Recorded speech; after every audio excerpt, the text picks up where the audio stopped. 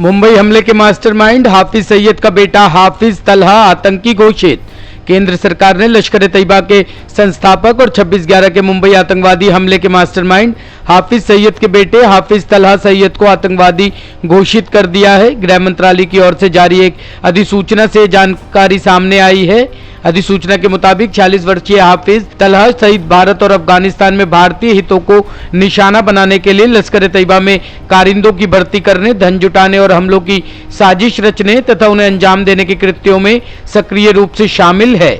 इसमें कहा गया है कि वह पाकिस्तान में लश्कर ए तैयबा के विभिन्न ठिकानों का भी नियमित रूप से दौरा करता है और भारत, इजराइल, अमेरिका व अन्य पश्चिमी देशों में भारतीय हितों के खिलाफ जिहाद छेड़ने का आह्वान करने वाले बयान देता है। अधिसूचना के अनुसार केंद्र सरकार का मानना है कि हाफिज तलहा सईद आतंकवादी गतिविधियों से जुड़ा हुआ है और उसे गैरकानूनी गतिविधि अधिनियम 1967 के तहत आतंकवादी घोषित किया जाना चाहिए। आपको बता दें कि मुंबई में 26 नवंबर 2008 को हुए आतंकवादी हमले का सरगना हाफिज सईद था। इस हमले में 166 लोग मारे गए थे।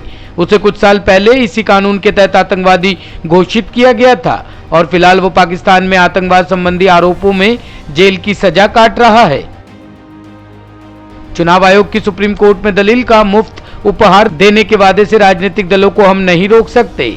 चुनाव आयोग ने सुप्रीम कोर्ट को बताया कि सत्ता में आने पर राजनीतिक दलों की ओर से मुफ्त उपहार देने के वादों को रेगुलेट करने की कोई भी कार्रवाई तभी कारगर होगी जब इसे लेकर कानूनी प्रावधान बनाए जाए। पॉल पैनल वकील और भाजपा नेता अश्विनी उपाध्याय की ओर से दायर जनहित याचिका का जवाब दे रहे थे, जिसमें मुफ्त की घोषणा करने वाले राजनीतिक दलों का रजिस्ट्रेशन रद्द करने की मांग की गई थी। इलेक्शन कमीशन ने अपने हलफनामे में कहा कि चुनाव आयोग राज्य की नीतियों और फैसलों को रेगुलेट नहीं कर सकता है जो जीतने वाली पार्टी की ओर से सरकार बनाने पर लिए जा सकते हैं। इस तरह की कानूनी कार्रवाई प्रावधानों को सक्षम किए बिना शक्तियों का अतिक्रमण होगा। यह ध्यान रहे कि मुफ्त उपहार देना राजनीतिक दलों का नीतिगत फैसला है। अदालत पार्टियों के लिए दिशा निर्देश तैयार कर सकती है, चुनाव आयोग इसे लागू नहीं कर सकता। कर्नाटक के पूर्व मुख्यमंत्री समेत 64 नेताओं को धमकी, अपने अंतिम संस्कार की व्यवस्था कर ले। कर्नाटक के पूर्व मुख्यमंत्री सिद्धारमैया, पूर्व सीएम कुमारस्वामी और प्रसिद्ध साहित्यकार के वीरभद्रप्पा समेत 64 लोगों को सोशल मीडिया के जरिए जान से मारने की धमकी मिली है। वायरल हो रहे संदेश में लिखा है, मौत तुम्हारे सिर पर मंडरा रही है, मरने के लिए तैयार रहो। संदेश देने वाले शख्स ने खुद को सहिष्णु हिंदू बताया है। अपने संदेश में शख्स ने लिखा है, तुम विनाश के पथ पर हो, मौत तुम्हारे करीब है, अब तैयार रहो, मौत किसी भी रूप में तुम्हें चौंका सकती है। अपने परिवार के सदस्यों को सूचित करें और अपने अंतिम संस्कार की व्यवस्था कर लो। पूर्व मुख्यमंत्री HD कुमारस्वामी ने सरकार को इस तरह की धमकियों को हल्के में नहीं लेने की चेतावनी दी है। उन्होंने सत्तारूढ़ भाजपा से प्रगतिशील विचारक और लेखक के वीरभद्रप्पा और राज्य में सांप्रदायिक ध्रुवीकरण पर सरकार की चुप्पी का विरोध करने वाले अन्य लेखकों को भी सुरक्षा प्रदान करने का आग्रह किया है। सेना से मुठभेड़ में लश्कर ए तैयबा का एक आतंकी ढेर। जम्मू कश्मीर के अनंतनाग जिले में आज सुरक्षा बलों और आतंकवादियों के बीच मुठभेड़ में लश्कर ए तैयबा का एक आतंकवादी मारा गया है।